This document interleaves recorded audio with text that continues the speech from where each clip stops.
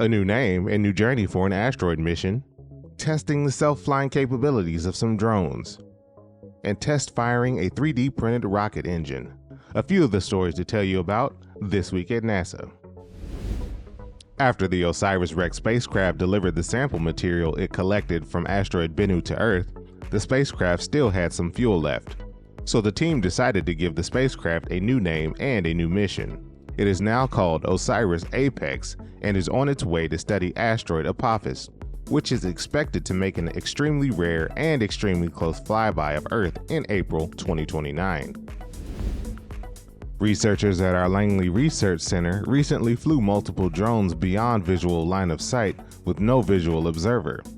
The drones flew around obstacles and each other during takeoff, along a planned route, and while landing, all without a pilot controlling the flight.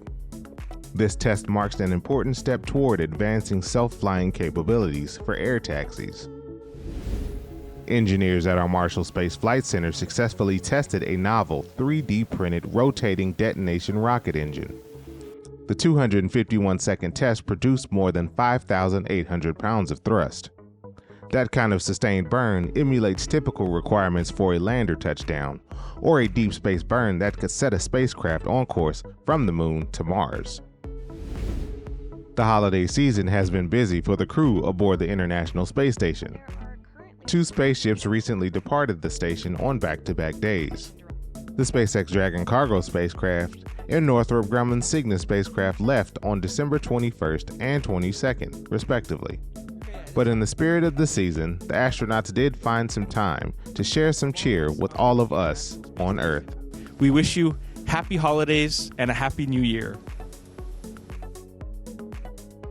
That's what's up this week at NASA. For more about what else we're up to, check out nasa.gov.